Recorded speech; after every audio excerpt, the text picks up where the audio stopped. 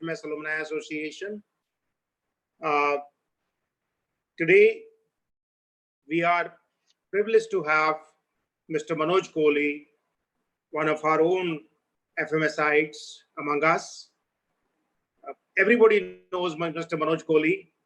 Still, to welcome him, to let you know about his work, his profile, I will read a few lines. I've taken the liberty to shorten the profile because otherwise I think the profile itself would run into about 20 minutes. And I didn't want to keep you away from his words of wisdom. Mr. Kohli is presently the country head, SoftBank India, SoftBank Group International, and is sporting interest of SoftBank, SoftBank Vision Fund, and there are over 20 portfolio companies like Ola, like Oyo, like Paytm, Lenskart, etc. in India. Since 2015, Manoj was the executive chairman of SB Energy, the SoftBank Group company which plans to develop 20 gigawatts renewable energy projects in India. Manoj has been the managing director of Bharti Enterprises Limited before that, and responsible for the growth and operations of the Bharti Group of companies in retail, insurance, agri-products, real estate, mobile internet sector, etc. His key contribution has been building Airtel as number 3 telecompany in the world with over 360 million customers. He led Bharti Airtel's Indian operations, during which the customer base grew from 2 million to 150 million subscribers before moving to international domain responsibility in 2010. He was the managing director and CEO international of Bharti Airtel as he headed the international business groups, which leads the international strategy and vision for 20 countries, and was also responsible for leading the Africa operations of Bharti Airtel, which was acquired by Bharti in 2010, June 2010.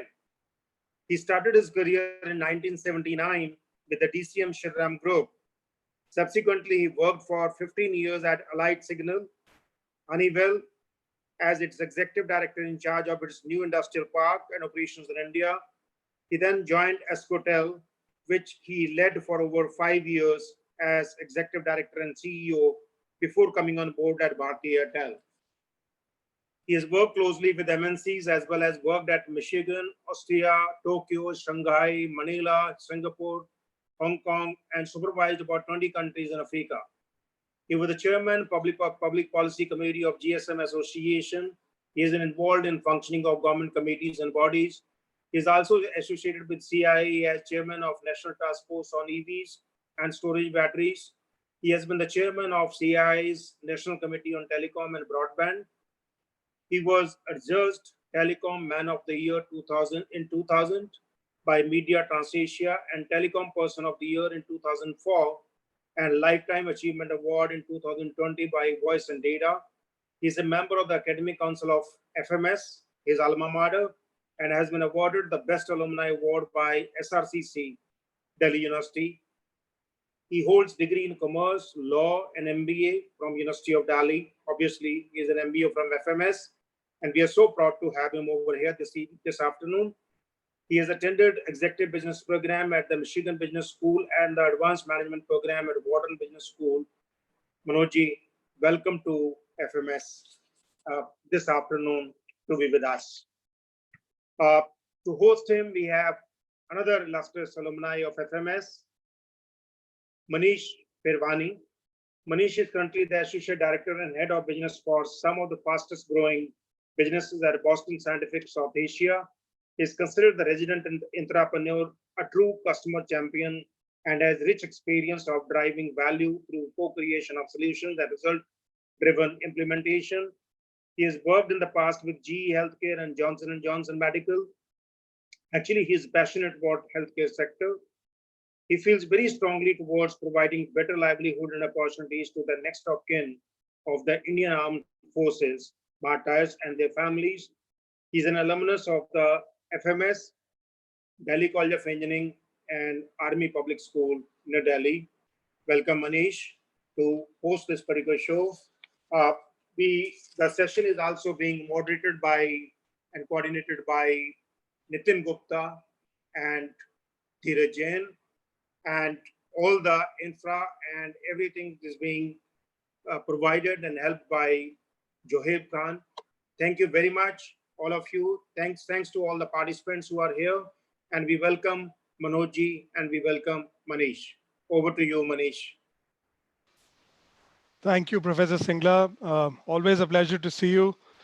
Good afternoon, Manoj. It's our privilege to have you on the FMS Alumni Association webinar series, and my special privilege to be hosting this. Just a few housekeeping announcements, ladies and gentlemen on the call. Please put all your questions that you may have for Mr. Kohli on the Q&A tab. There is a chat tab and there is a Q&A tab at the bottom of your screen. We are requesting you to put all your questions and answers on the Q&A tab, please. Thank you very much. And now it's time to start. Manoj, you were always known as Mr. Dependable. Can you please describe your career journey from FMS to SoftBank? Thank you, Maneesh. People call you by different names, but you don't change. So I've been the same. I have completed 41 years of my professional career early this month. And when I joined FMS, I already was working from 79. And my first stint was in DCM in 79 in the sugar division, which is Dorala and Moana sugar mills, which were largest mills of the country at that time. And then I thought, bachelor's degree is not a great thing, despite the fact that my bachelor's was from Shriram College. But still I felt that I need to do law. I did law, I did a diploma, I did MBA from FMS. And I think by the time I was 27, I completed another 7 years of education. And I felt that first 7-8 years were extremely rigorous in terms of learning. And that is what is important, that 20 to 30, if you are extremely rigorous on learning, then you never look back because your learning is so solid and so deeply embedded. So that was fantastic education and actual experience of industry together. I learned in this period 3 things which I am teaching my children also. 3 H's. So honesty, hard work, and humility. And I think that learning is still with me and I still follow the same because those are years when you're nurturing yourself, building up yourself. And after that, I've had the total of 41 years and I'm looking forward to this next decade to contribute much more. And my simple conclusion of these 41 years is that leadership makes all the difference. Whether it is a country or a company, leadership makes all the difference, especially when there's a crisis, especially when there is an uncertainty. Leadership will rise and give a new direction. And especially if leadership is inspiring, that makes all the difference. Then the future becomes certain, future becomes successful. And so that is my core of my learning, if I can say that. Fantastic. With your permission, I'm going to use those 3 H's in a lot of places that I'm now speaking at. That's fantastic to hear that. How have you been in the last 8 weeks? None of us have seen this, so I'd really want to know how you've been. I've been very happy and very productive. And because for 41 years, I haven't really worked from home. This is the first experience of working from home. My daughters used to work and I used to be surprised that how can you work from home? So this experience has been marvelous. I have been surprised in a pleasant way. My productivity actually is better. I do much more every day. I achieve much more every day because I'm not wasting my time in the traffic. I'm not wasting my time on the flights and in the car. Luckily, when you have such meetings on Zoom, etc., I think people come on time, people go on time. There is no side talk. It's very constructive. It's very productive. So my experience has been very, very positive. Fantastic, fantastic. And I completely agree.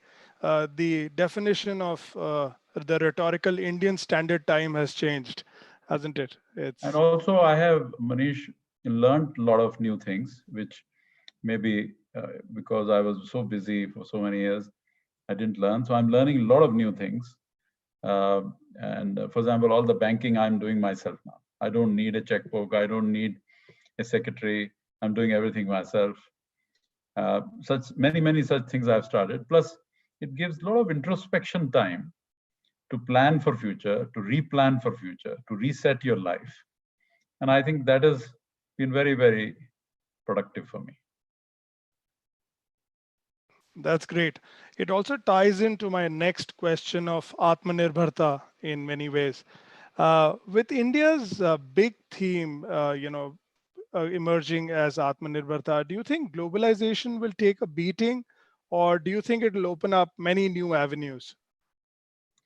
No, I think this is a very profound slogan which the Prime Minister has given to the country. And let me give you my thoughts before I come to this specific issue. In this crisis, which is the first global crisis in a century, India will come out stronger. That's my firm conviction. Number one, because of the oil prices going down to less than half, India will be a huge beneficiary. Because oil imports are more than $100 billion a year.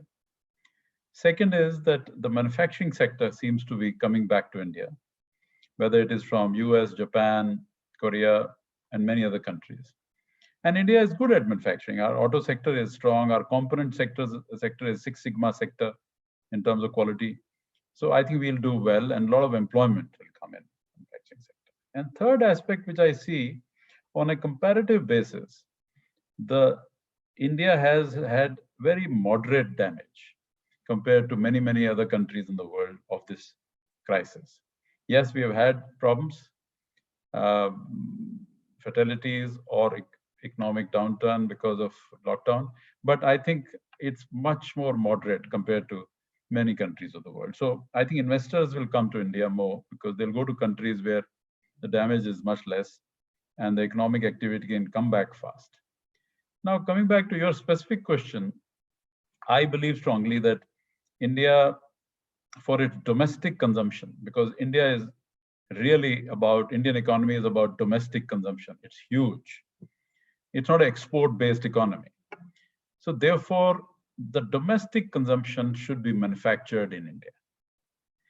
Now, let's take example of agriculture. Agriculture, India is not only self-sufficient today after the Green Revolution, but also India exports some food items, which is great. That means we are self-reliant in agriculture.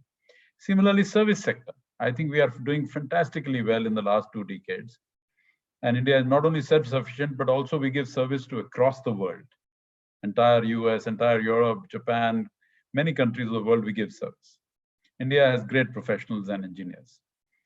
Now, coming to manufacturing sector, that is one sector where we import a lot beyond oil. Forget oil for a minute. So therefore, I feel that if this sector picks up in India, then self-reliance will be really truly achieved in India.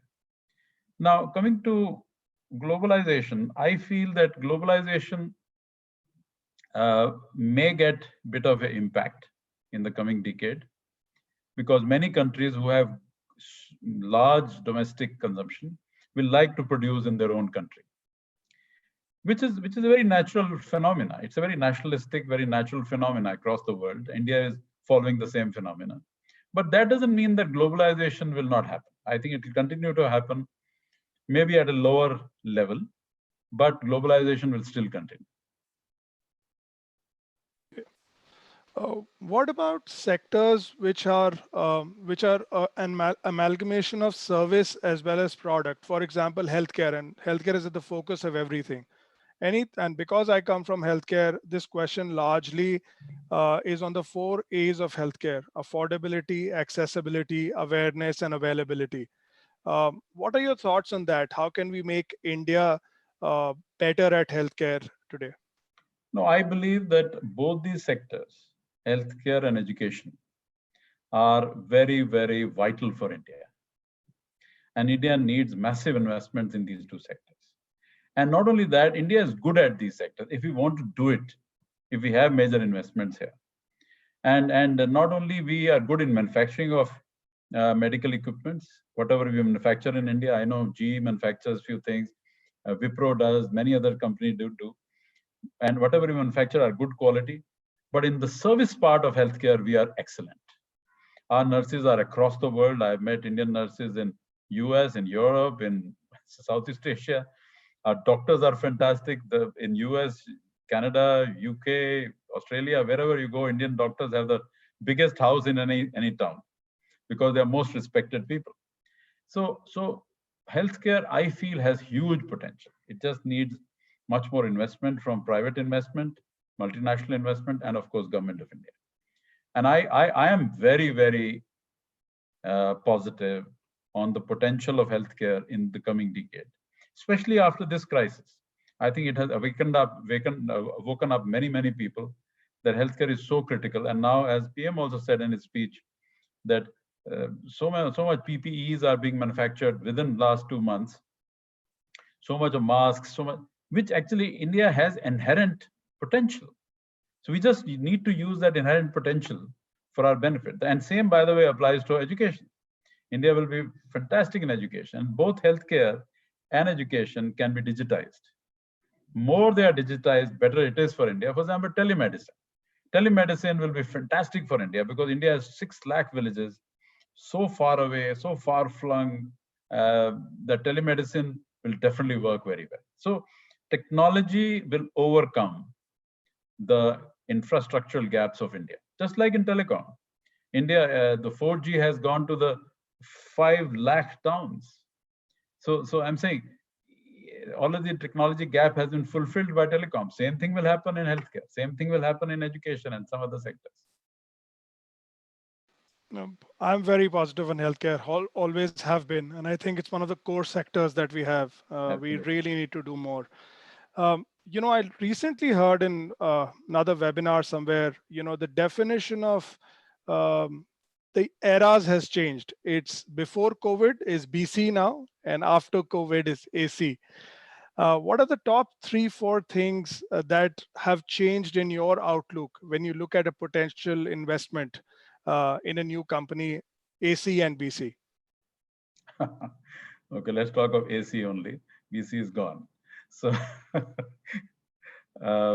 so consumer behavior change is the fundamental truth of AC. I think the consumer behavior worldwide as well as in India will change and is changing already. For example, digitization and digital behavior of the customers in India will change dramatically. Companies who have digitized themselves will do well. Companies who haven't digitized will have problems. Businesses who are ready to digitize and offer online products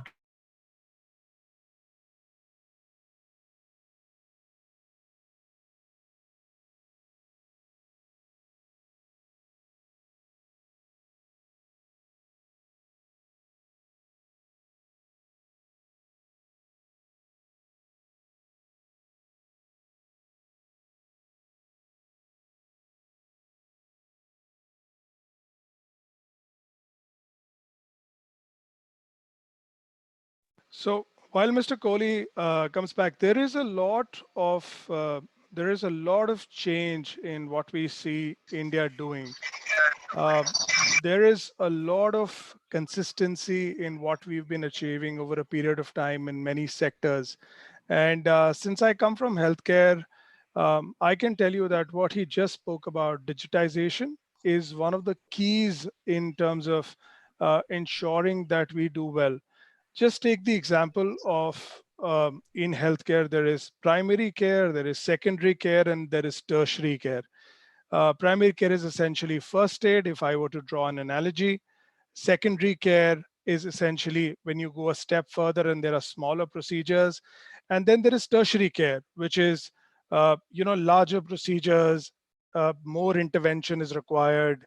In many ways, there is quaternary care, which is emerging now, which is essentially towards replacement of organs, etc. Now, think carefully, ladies and gentlemen. We all move to a big hospital, which is a tertiary care hospital, for the smallest stuff. Not because we can afford it, because the whole ecosystem is set in a way that I will see a super specialist even if I have a fever.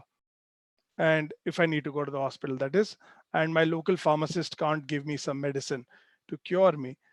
Now, that's the difference that digitization will bring. Over the past 60 days, healthcare has been in many ways one of the slowest to adopt digitization because it is a scenario where personal touch is required a lot.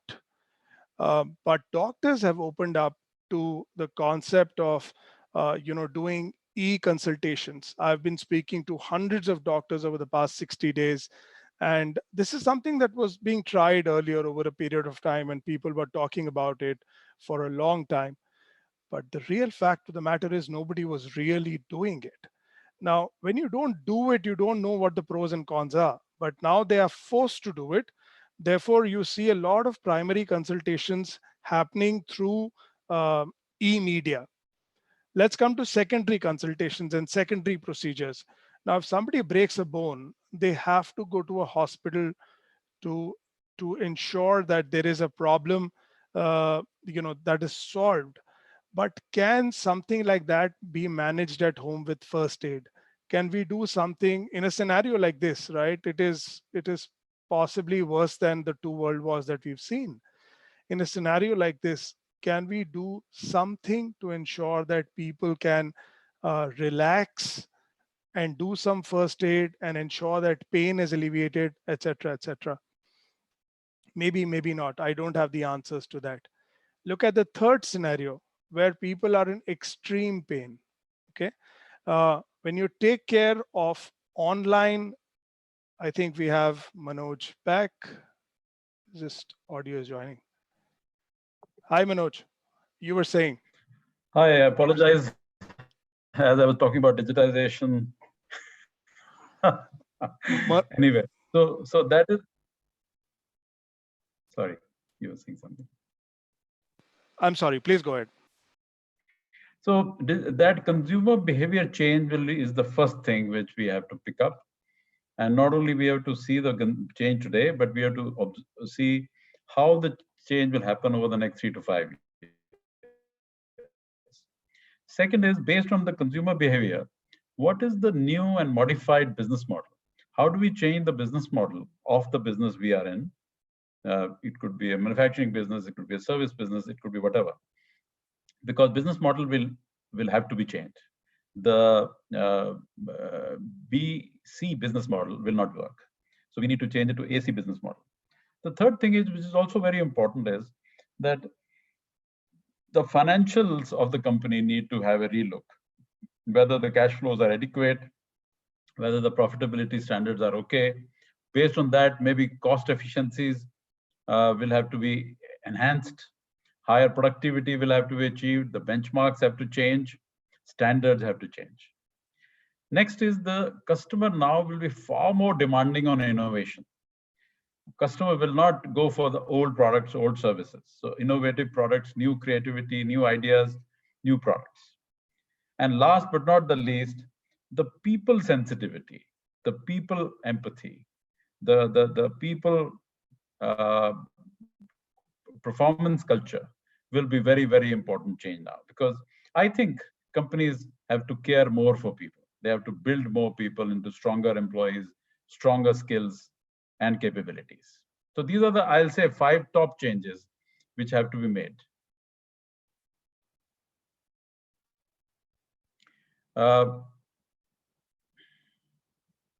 My apologies. So Murphy's my best friend as well. Sometimes it happens. We have lots of questions, Manoj, flowing in from our audience, and I'd like to take a question from Sumit Jasoria.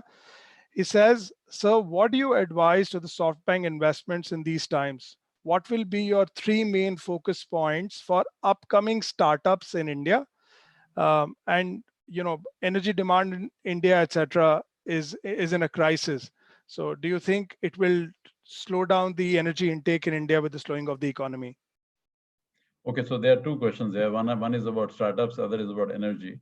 Yeah. Let me start with the startups. Startups need to first and foremost get their business model right. Is the business model viable? Is it profitable or not? If it is not profitable, then get it to be made profitable based on new consumer expectations, because the consumer expectations 6 months back were different and today they are different. So therefore, first and foremost, the business model needs to be tested and validated, whether it is viable or not. Second thing is that all these startups need funding capability for at least a couple of years, because I think everyone needs to build the business, scale the business as much as possible. And third is these startups have to safeguard their talent, get the talent into a very positive mindset, because today there is a bit of a anxiety in the market. So the talent has to feel great so that talent can do its best for the company. So these are three things for startup. On the energy sector, I feel the energy consumption will come back. You will see in the next 90 days, energy consumption will come back from where it was in February, because the operations have started slowly. I think in June they'll start further. Maybe in July it'll pick up further. So I'm less worried about energy sector consumption. Consumption will come back. The only thing is that there's a transition from fossil to renewable energy, which will continue. And that is a very, very important global transformation which is happening in energy sector. That's great. On the point of leadership, what are your thoughts on consolidation for optimal business functioning after COVID? Which sectors will be most impacted, and how do we manage, people issues, especially in scenarios like that? I feel that the most important today issue for a leader is people issues. And leaders who are empathetic, which means they're caring, will do very well. But the new leadership qualities which will be in the AC era are different from BC era. And those are, the leaders have to be far more agile now. The agility of the leaders as well as of the organization has to be far higher than 6 months back. The flexibility has to be far greater, because consumer behavior will change faster, environment will change faster. Therefore, you don't get so much time to change yourself. And by the way, the pain is never in the change. Pain is always in the resistance to change. So it's better not have that pain if you don't resist it. The next quality of leadership, which is also very, very important, is humility and authenticity. I feel that, again, employees love those leaders who are humble, who are authentic, who are truthful. And finally, leaders who are courageous to make a change, make a shift in the business model, shift in the organization, and be transparent, be honest about it. So these are the leadership shifts towards people, towards business. And clearly, the most important being that the old mindsets, the old obsolete mindsets, the train incapacity of the organization, that this is the way to do it. We have been doing it in the last 30, 40 years like this, and we'll continue to do it. That train incapacity has to be broken. So I feel that is where the people side will follow the right leader. Okay. Which sectors do you think will be the most impacted from this consolidation after COVID? No, basically, I feel that anything concerned with hospitality has been impacted, and I think that will come back. Every sector will come back. Some sector may come back in 1 month, some sector in 3 months, some sector in 6 months. So airlines, for example, definitely has an impact, and now luckily government has started the airlines already. The railways will start now. So I will say step by step, in a very orderly fashion, government is determined to start the economy again, and things will come back.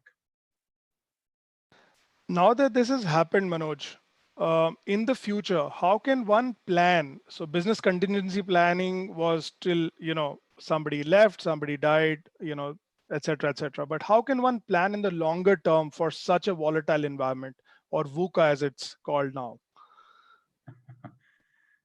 No, it's this incident has taught that to all the organizations and leaders.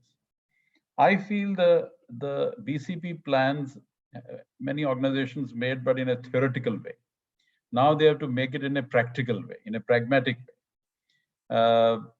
And I think luckily many organizations switched over to working from home very swiftly, even before 15th or 20th March. They did a fantastic job. They were ready.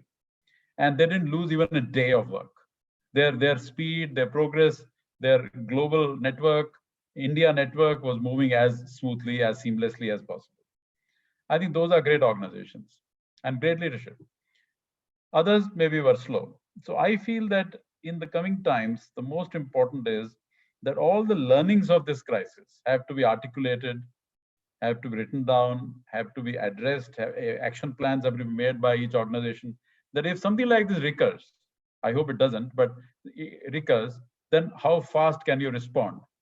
And it's all dependent on people, on people's training, on people's education. And if we do that proactively, I can assure you, we can mitigate the side effects of this crisis. The world leaders moved very swiftly from handshakes to namastes. But what can the managers of today learn something from the leadership of ancient Indian leaders?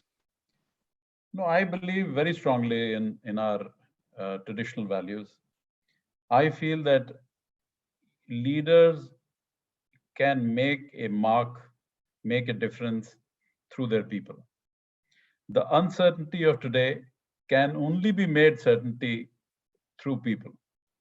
And I can tell you, if people are enthusiastic and passionate for success, culturally, high performance culture, then uncertainty won't wait to go away. Certainty will come sooner than later. Because execution is led by people, change is led by people, people outpace the competition. I mean, nobody else does. It doesn't happen automatically. People understand consumer behavior. So leadership has to really harness the strength of people rather than letting go of talent, of especially good talent. Now, there are exceptions. If there are poor performance, no tolerance. If there's poor ethics, no tolerance. But good talent is very, very rare. We have to not only retain them, but keep them very positive minded, because leaders, one, they have to show the new direction. Once they show the new direction, you will see people will follow. People want a leadership which shows a fresh new direction of future in the AC era.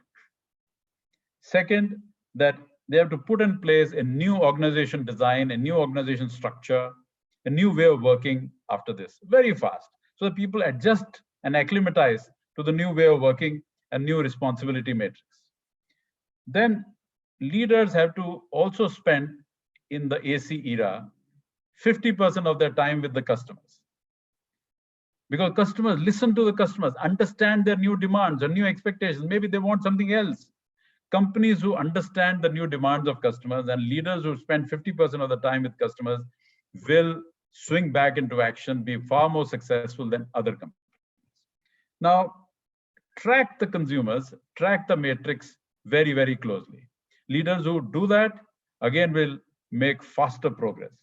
And finally, if the leaders give one, inspiration, a new direction, and the resources and tools, I can tell you coming out of this crisis will be possible very swiftly. There is a concern in many, many organizations, and I've heard that, how will we come out? It's just a matter of deep planning, systematic, orderly planning. If you do that, you'll come out faster than you think you will. So I feel that is the difference between success and less success, more success and less success in the AC era. Which sectors do you think will now be the new sunrise sectors for the next decade in India? No, I think you already mentioned healthcare. Healthcare will be definitely a very important sunrise area. Education, very important sunrise area. All the AI-led sectors, all the digital sectors, all the companies, startups we are seeing which are digital, which are actually converting the traditional business models into digital business models for customer service, will prosper a lot. And because customers are so comfortable today with utilizing the digital services, that those are the sectors I think every company should go after. This is an amalgamated question, which, with your permission, I'll tap into your HR and investment experiences. Some of the corporates did not honor their offers, even in tier one campuses. And we see a lot of these fresh graduates writing to us, asking, if we have any opportunities. Do you think this will lead to entrepreneurship / Atmanirbharta? Or what advice would you give to these professionals who've been let go by their companies and before even joining in many ways? No, I think it is not fair not to keep promises.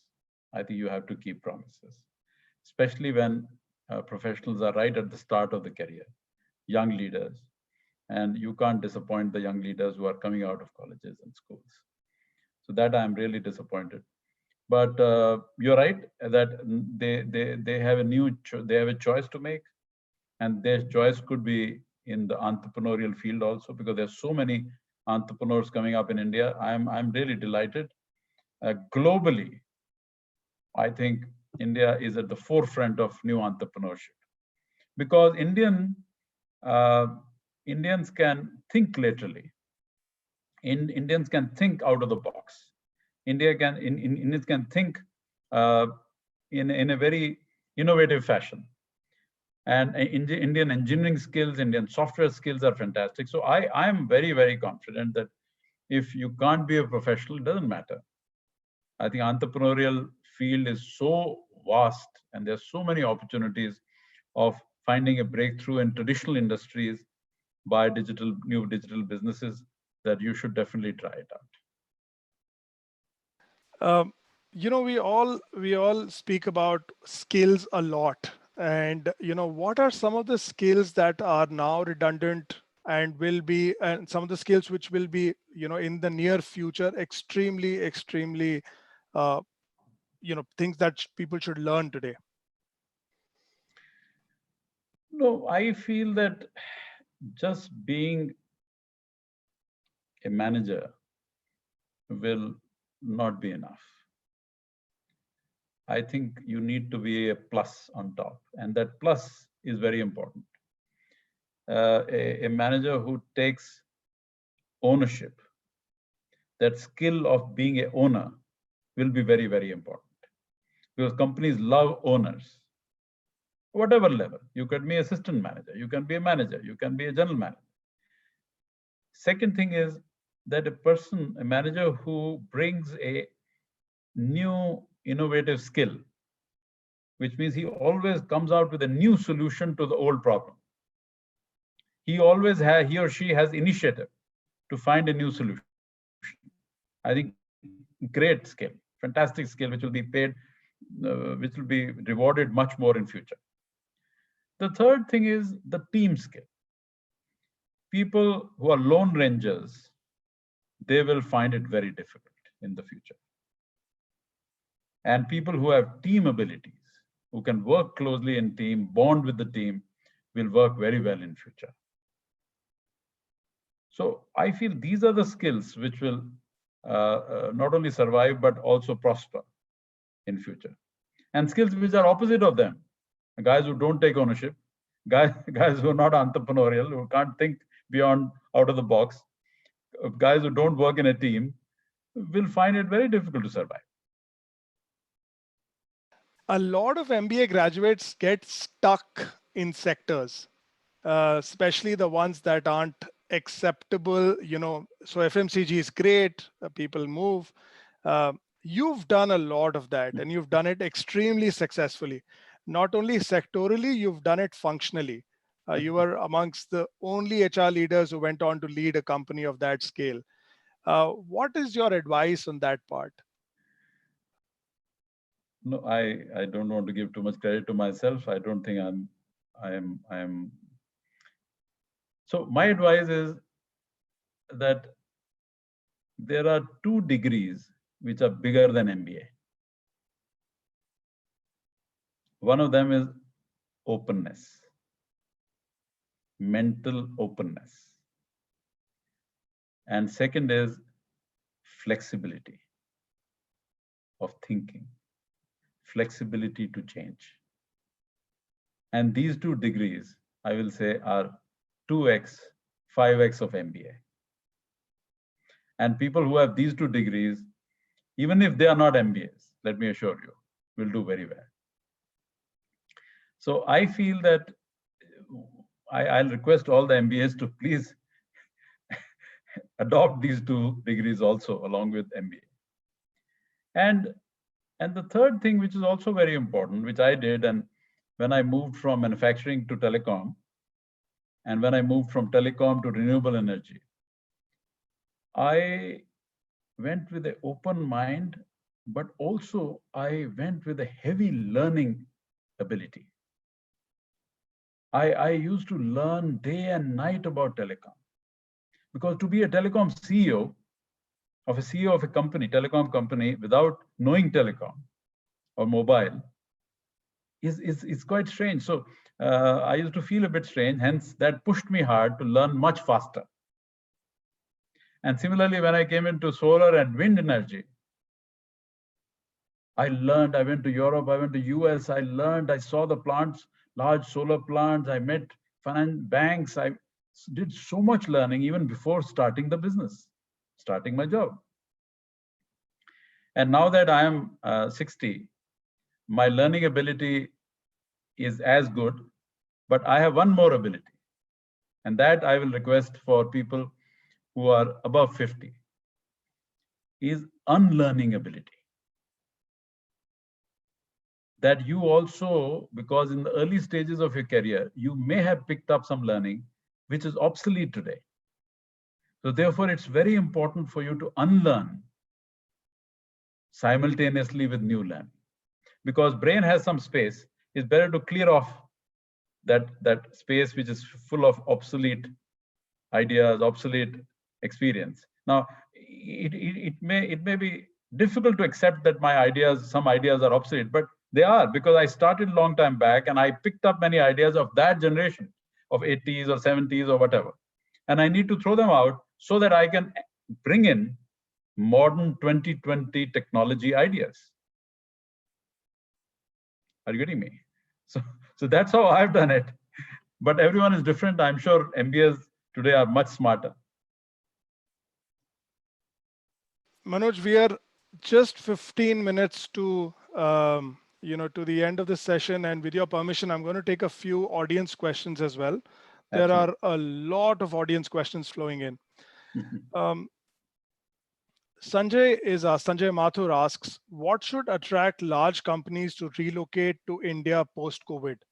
What could be the 3 major steps the government can take? Okay, I am assisting through CII, assisting the government in attracting American and some Japanese companies into India, and I can tell you what they are looking for. One, that they are definitely looking for what government of India can support in terms of incentives. And government fortunately has announced incentives for electronic sector, for medical equipment sector, and some more sectors coming up, so that those businesses can actually get more benefits as they enter India. Second, they are looking for infrastructure support from the state they go to in terms of land, in terms of power, and in terms of logistics. because land acquisition is tough, but if it is SEZ, then land is available. Power rates have to be affordable compared to other competing ASEAN countries. And logistics to the port and back should be seamless and simple, and at the right cost. Also, I feel many companies also are looking for business counsel, business support, how to get over the complexity of India, tax complexity, etc. So there, the Indian CEOs of American companies, or Japanese companies, Korean companies have to support them. But by and large, I'm seeing they're all coming into India for Indian domestic market, which is great. And I feel that if we can fulfill that demand through companies in India, multinationals building up new plants, I think that will be fantastic. So today, I can say that in the next 2-3 years, many more companies will invest here. Sahib Sethia asks, what are the areas that people in consulting should focus on to help out the industries which have been hit by COVID drastically? That is hospitality, airlines, etc. How can they help in reshaping their business models when these industries are facing a cash crunch? No, I think consultants and advisors will have a great time, because many companies will need support in restructuring, and consultants should come and advise them for modified new business models which are more akin to digitized era. And because they are financially stretched, I think they should put more and more fees linked to the success, and make the fixed fees as low as possible, so that they have skin in the game, and the customers are able to accept their proposals and execute their proposals much faster. So I feel the next 2-3 years, high quality consultants who really know the business can support in new models, business models, and execution of the models will do very well. Lots and lots of questions. This is great. What is the investor's thought on smart facilities management? And this ties into another question. Do you think this work from home will become more permanent in nature? And we've read many articles on this as well. Work from home, definitely. Each company has to decide what percentage of its employees don't have to physically be in office. Maybe in some cases 20%, some cases 40%, some in I think TCS has announced 75%. Every company has to do a different thing. And then companies have to train the employees. What kind of discipline or rigor they have to follow while being at home? How they have to enter the home office at 9 and leave their home office at whatever time. What should they do? What should they not do? So I think the discipline of work from home, if it is there, I can tell you the productivity standards will go. So that is on work from home. What was your first question? First part of the question? The first part of the question was, do you think smart working facilities will take over? Yes, definitely. Much more. I think the workplace, whether it is home or office, will go through a revolutionary change. What is your view on the textile industry post-lockdown? It's one of the largest sectors in terms of employment in India and contributing to 5% of India's GDP. The liquidity issue with manufacturers, orders are not at hand, markets are closed, laborers is a big issue. How do you think we can revive the textile and garment industry? This is a question from Sanjay Kumar. No, I think textile has been a backbone of India for the last 200 years. And unluckily, we have lost some global market share to some other countries in the last 2 decades. I think we should get it back.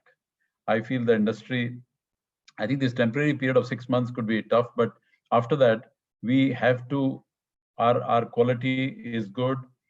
Our speed of delivery has to improve, because I feel that if some other Asian countries can do it, we can do it better from our historical efficiencies, from our historical quality of textiles. Maybe we haven't modernized ourselves enough.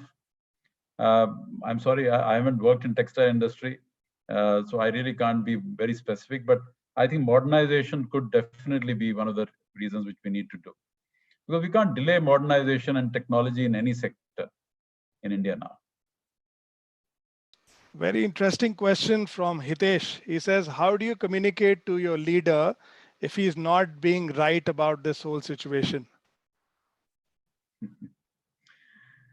That's not an easy task, but I think if the senior leadership team under the leader, if the leadership team under the leader is properly aligned and properly educated on the real change which should happen, then the team does convince the leader. I, for example, as a leader, have been many times convinced by my team, and I follow the team. And it's so important to follow the team, because then execution becomes so easy. Because the team owns that decision much more than if you decide singularly.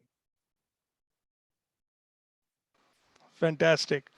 What are your suggestions on the revival of some of the core industries, for example, real estate? It's taken a beating after demonetization, and it continues to take a beating even now because people have cash preservation on their agenda. What will happen there? No, I think real estate affordability is very important. I feel that at some point affordability was low, and therefore customers found it very difficult to, the demand went down. I feel affordability has to come back. Only then the demand will come back. Second thing, which is also important, is the quality of real estate, the quality of construction has to again be very rigorously followed. Third thing is the promises of delivery have to be kept. Again, promises of delivery were given and many promises were not kept. So all these factors together has led to disappointment of the consumer base. Hence, they become more cautious. They may have money in the pocket, but they still will hesitate. I read a few days back, many apartments of a very good brand were sold online by a online startup because the quality was good, the delivery schedules were committed. So I'm saying those are the very important things which will recover the industry from that shock. Ladies and gentlemen, on the call, we just have a few minutes left with Manoj, but this is something that we were discussing before the call as well as we were testing. It would be great to hear what Mr. Kohli has to describe about his workday and activity chart, and tying into that question, how should one take stock of their career at different stages and reroute if required? Okay, career.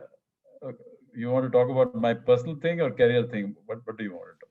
I think we'll go with your personal first. I think it'll just cover everything. Okay, my personal schedule is quite boring. I get up at 5:30 and I pray and I have prayers and I meet my mother. I spend some time with my mother and then I exercise for an hour.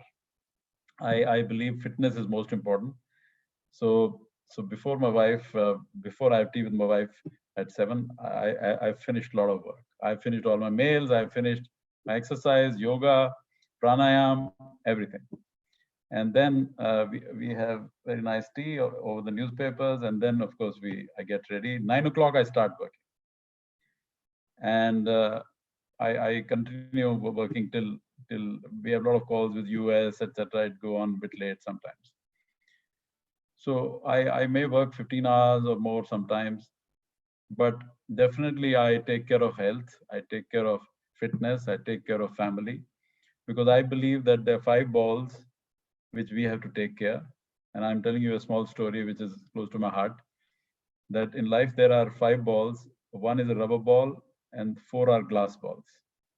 Rubber ball is your work and profession, and glass balls are your family, health, friends, and your spirit.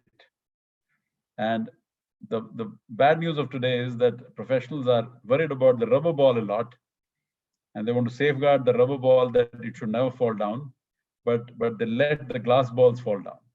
And if the glass ball falls, it'll crack, and it's difficult to uncrack. So my advice to all professionals is never let the glass balls fall. Your family is critical, your health is critical, your friends are great, your spirit and attitude has to be very positive. Glass has to be always half full, never half empty. So that's on my personal thing. On career, what I have always done is I have planned decades. So 20 to 30, 30 to 40, 40 to 50, 50 to 60, and now I've planned 60 to 70. And what I'll do, what I'll learn, what I'll unlearn, how hard I'll work, what will be my deep focus. Basically a huge learning program, a learning focus. And the thing I learned when I started between 20 and 30 was that if learning and application goes on together, hand in hand, that is the best formula. Because you learn today and apply tomorrow. You learn today, apply tomorrow. Then actually it becomes a very, very virtuous cycle. And that cycle can't be beaten by anything. So you may not be the smartest guy, you may not be the most intelligent guy, but actually if you're learning today and applying it tomorrow, you will be the most productive guy. And I think that's very important. Fantastic, fantastic. My takeaways, I've been taking notes, my takeaways from this brilliant session that we've had, the 3 H's, hard work, honesty, humility. Ownership is key. People will value ownership. Openness, flexibility in terms of career, plan decades, not years. Get the right focus, and learning and application together. Fantastic. On that note, on behalf of everybody on the call, thank you very much, Manoj. It is an absolute privilege and a pleasure to be interacting with you. Maybe when this gets over, I will seek an appointment on your calendar and come and say hello. This is just fantastic. I would now like to hand it over to Mr. Ashok Khurana, who is also Manoj's batchmate and an executive committee member of the FMS Alumni Association, to say the vote of thanks. Thank you once again, Manoj. Thank you, Maneesh. I'm out. Thanks.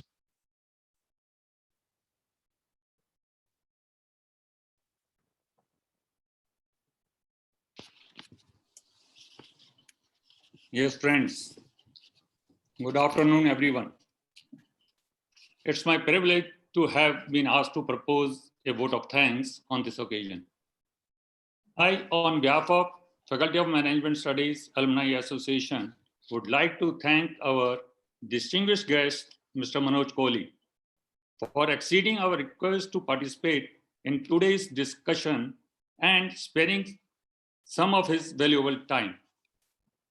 I also appreciate these efforts put in by the moderator of today's discussion, Mr. Maneesh Pherwani, for conducting and making this discussion successful. I would also like to thank the organizing team and the participants who made this today's program a success.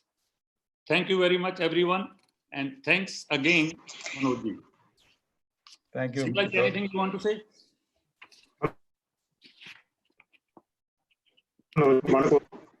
Excellent. I am educated. Thank you. Everyone. At last, we can say everyone is educated, and some new things which have come to our maybe in our life, whatever we have now listened from him. So there are new things. Maybe those are there in our mind, but we never experienced or we never applied on that. But it's still great to hear from your side. Thank you, Maneesh. Thank you, Ashok. Thank you, Professor Singla. And I really would like to also thank Nitin and all other colleagues who have organized this. Thanks a lot. And I'll definitely come back, Professor Saab. Certainly. I look forward to that. Thank you. We'll meet there. Okay, thank you. Thank you.